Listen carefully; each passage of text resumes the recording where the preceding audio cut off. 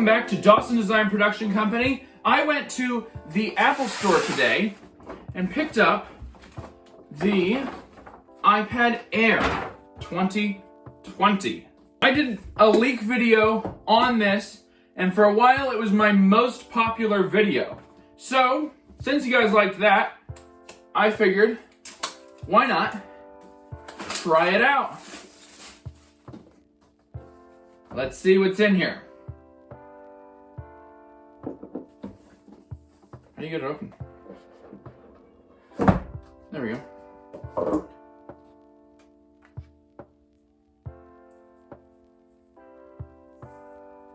There's what it looks like. I got the green one, and I am digging that color. Like that, I like that.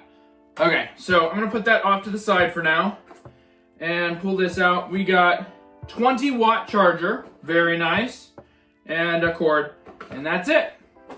We get the charge brick with the iPad Air. Interesting. Let's pull this out of the packaging.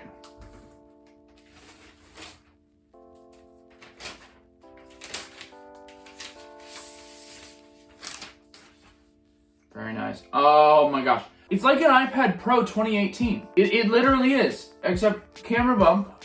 And I mean, the 2018 iPad Pro had the camera bump. So it's just a green, what's that? Is that a scratch? I think there's a scratch. What the heck?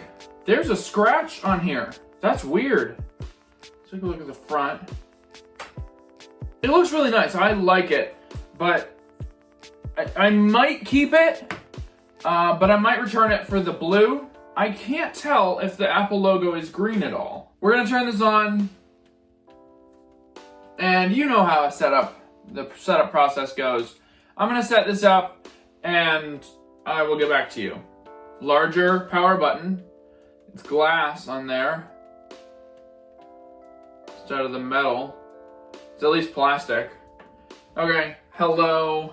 I am back.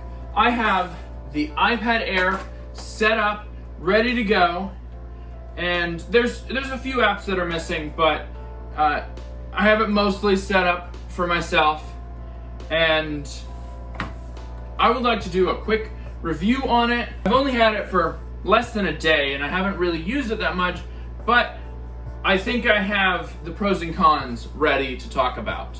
So, not a pro, not a con for me. I know it's a con for most people about the iPad Air, but Touch ID. There is an elongated power button that you press and it unlocks. So, to show you, it's locked here, and I rest my finger and it opens. So I'm holding it like this, looking at it, and it unlocks.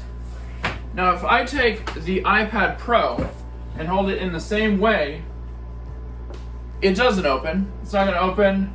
Even if I uncover the camera that I was covering with my finger, it's gonna unlock, but I have to swipe up. I think that it's convenient, but also inconvenient. So it's convenient as a tablet. I pick my tablet up, I press the power button that opens it up, like wakes it up, and it immediately unlocks. That's convenient as a tablet. When it is in this case, or if it's in a Magic Keyboard case, like this guy, or any of the keyboards or folios that Apple makes, or otherwise, if it's locked here, I have to reach up and put my finger over so I have to reach up, do that, and unlock it, and now it's unlocked. So it's not as easy as with this one. If it's in the folio case, I do have to reach up and touch it, but then I swipe up and it's unlocked. You can touch this one and it'll wake up. I think I might even just turn that off, the tap to wake, so that the only way to wake it up is the way to unlock it. I wake it up, it unlocks. I think a lot of people are hating on that feature. I think that is cool.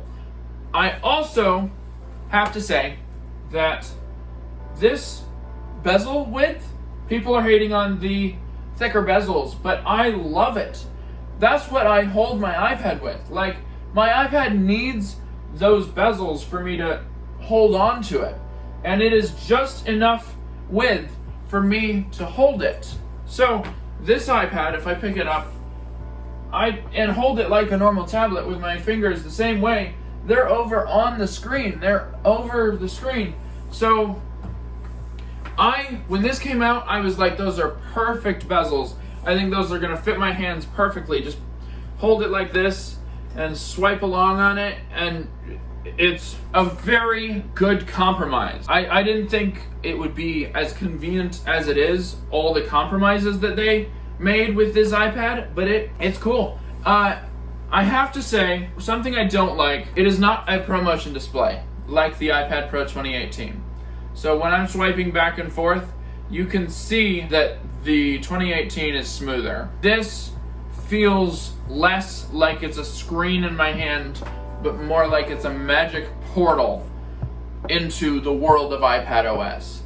The clunky 60 hertz display, in case you don't know what that means, what that means is the iPad Pro shows you 120 frames every second. So when you're swiping, when you're scrolling, you notice it's smoother.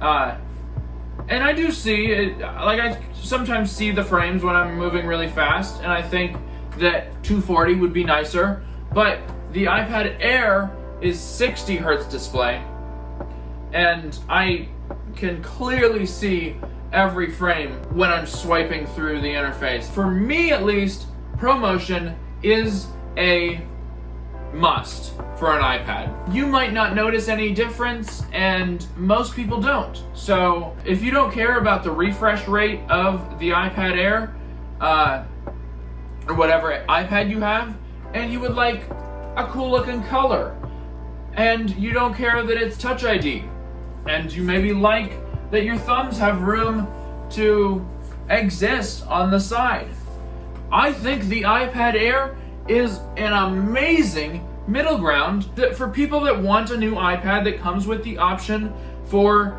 Apple Care. They don't want to get like a used one from some website. They don't want to get like a refurbished this, because you can't get refurbished these on Apple's website very often. So if people want like a new iPad Pro-ish kind of thing, this is a great cheap option. They compromised on the cameras, they compromised with no flash, so there's compromises, but it's a beautiful product that I love, and I definitely would suggest this iPad Air to someone who wants something more pro. So say you have an iPad, or you have the old iPad Air, or you have the old iPad Pro. If you don't care about ProMotion, if you have the 2017 iPad Pro, I would say this is the one to upgrade to.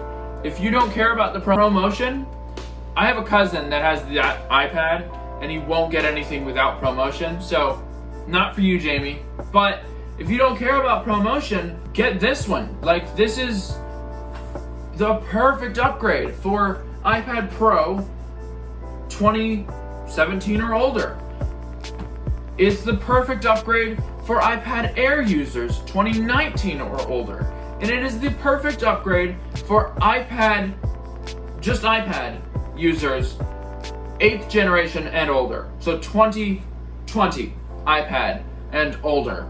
It's a great, which if you got that one, it means that you didn't want this one because this one came out at the same time. iPad mini, you probably want the smaller iPad and it's not for you. That is who the iPad Air is for.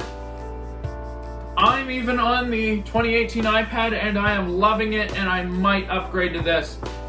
In some ways, the chip on this is faster than the chip on this, but we'll see. I think I would like blue for the color, and there are iPad Pros rumored for the next few months. Like, I think March an iPad Pro is supposed to come out, so I don't want to make any iPad related decisions until that computer comes out, until that iPad Pro comes out with the mini LED.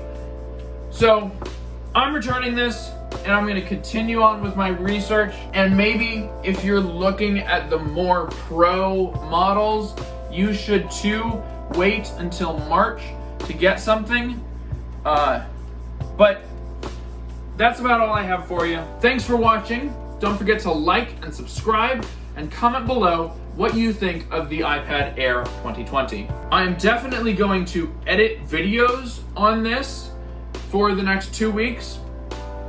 I have a video coming up next week or the week after, and we're going to view what is in this bag. And I'm going to go over leaks related to this product. So be on the lookout for that video. This is on track to be one of my most popular videos. This is a project I've been working on for a while. Subscribe if you are looking forward to this. That's about all I have for you. Later.